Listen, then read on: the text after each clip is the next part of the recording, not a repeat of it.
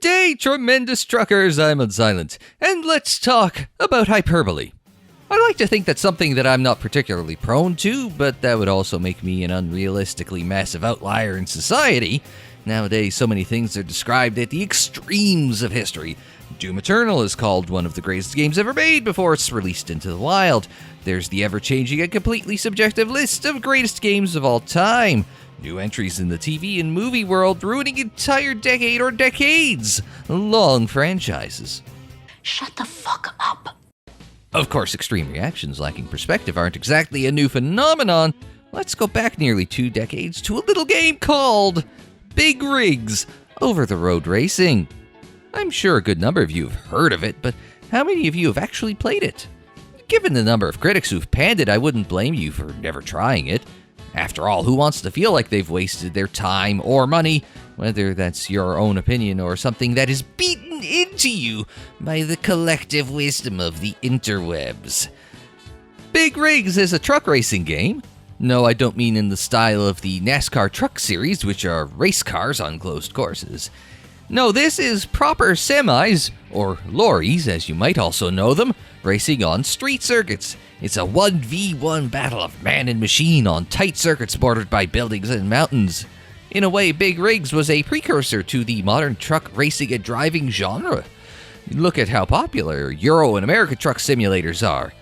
Dakar Rally 18 had a truck racing division, and if you want professional truck racing, there's also the FIA European Truck Racing Championship game, all racing Big Rigs style vehicles. Now, Big Rigs has spent its 17 years of existence being slagged as likely the worst game to ever be made. However, when you start breaking it down, is it really as bad as we're all led to believe?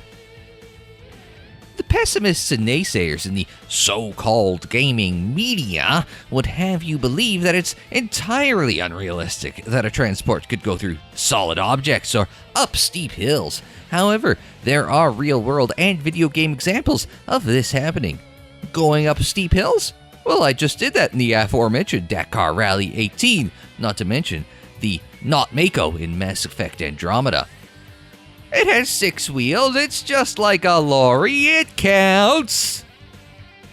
And crashing through supposedly solid buildings? Have you guys not watched Top Gear?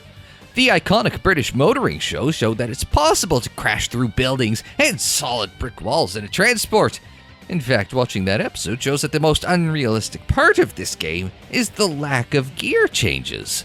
It's a hard job. Change gear, change gear, change gear, check your mirrors, murder a prostitute, change gear, murder, check your... That's a lot of effort in a day. And I hear you saying, but Unsilent, what about a truck traveling faster than the speed of light in reverse, but incapable of doing so while driving forward? Well, how many of you have seen that video of the truck going backwards, but also doing so in circles? You know, donuts in reverse sort of thing. What's actually happening is an application of the Alcubierre warp drive hypothesis. It's based on the works of Mexican theoretical physicist Miguel Alcubierre, whose work suggested that theoretical faster-than-light travel could occur by warping space-time around a vessel, similar to how faster-than-light travel works in Star Trek. Recently, scientists made a breakthrough suggesting the use of a ring around a spacefaring vessel could be used to reduce the amount of energy required to create a space-time bubble, therefore allowing said spacefaring vessel to travel up to 10 times the speed of light without actually breaking the laws of physics. So, what is this truck doing? Well, it's driving in tight circles. And what shape is a ring? Well, a ring's circular. Therefore, the trucks are applying Alcubierre's work to create a warp bubble which allows the trucks to travel faster than the speed of light. Approximately 10 to the 28th power times the speed of light at its maximum velocity. Yeah, Mr. White. Yes, science.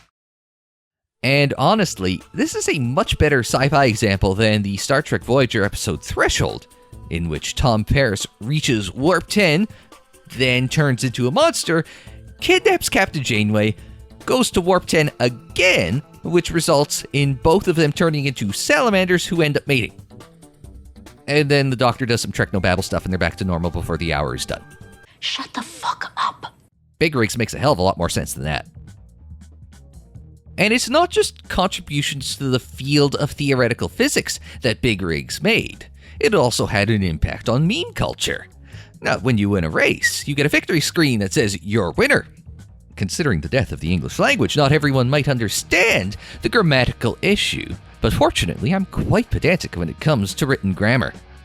Since people seem to struggle with your, and think that your is a word, what the game is trying to say is you are winner, which is grammatically incorrect. It should be you're a winner, you are a winner. In the patched version of the game, the victory screen was updated to you win, which is also grammatically correct. Though poor grammar is sort of iconic in meme culture, so perhaps this was actually intentional. How are you, gentlemen? All your days are belong to us. Speaking of the game's patch, it does fix some of the original release's issues. There were some crash issues that were fixed. Sound was improved in the game. And the AI was also improved to be more challenging. Unlike some modern publishers who seem to abandon games that underperform in sales, Stellar Stone and GameMail Publishing did attempt to address some of gamers' concerns. Anyway, cultural and scientific significance aside, in its original form, Big Rigs didn't exactly have glowing accolades. It holds an 8% score on Metacritic. The most famous of its reviews is from Gamespot, which gave Big Rigs a 1.0 score because, quote, "we don't hand out zeros," unquote. I mean, it's a subjective numerical score on an arbitrary rating system, but sure, let's let them have their moment in the sun. The Metacritic user score is a comparatively good 39%. Though Metacritic users are just as prone to extremes as the media seems to be, just without the benefit of clickbait ad revenue. So how did this game end up being in the state that it's in? Well, co-programmer and producer Sergei Titov said that GameMail published the game in a pre-alpha state. I'm sure no one would argue that statement. Titov also implied that GameMail was looking to make the game on the cheap. The game's Wikipedia article said that Big Rigs was made for about $15,000. Citation needed. Titov himself said that GameMail wasn't looking at spending $200,000 on developing an engine, and instead licensed his engine for an ownership share of developer Stellar Stone. In that case, it sure seems like Big Rigs wasn't intended to have a big budget, and it shows in the end product. So, is Big Rigs Over the Road Racing the worst game of all time? No! God, no! Even at the time, it wasn't the worst thing to ever happen to video games. Anybody else hear about the video game industry crash of 1983, which is often, though not entirely accurately, attributed in part to the massive failure of the E.T. video game? Have you seen some of the non- or barely functional asset flips that have plagued Steam? I don't subscribe to the mistaken and outdated notion that Big Rigs is the worst game of all time. But I also don't subscribe to the notion that it is the greatest game of all time. And on that note, don't let IGN near it for a re-review in case they rate it higher than Half-Life 2. And that will do it for this retrospective on Big Rigs Over the Road Racing. Have you played it? What did you think of it? Let me know down in the comments below for the sake of science. And while you're on your way to the comment section, hit that like button. Subscribe if you're new or if you're looking for more retro gaming greatness. Share on social media, follow on social media. The social media handle is Unsilent on Air, and that is for Twitter, Facebook, Instagram, and Tumblr.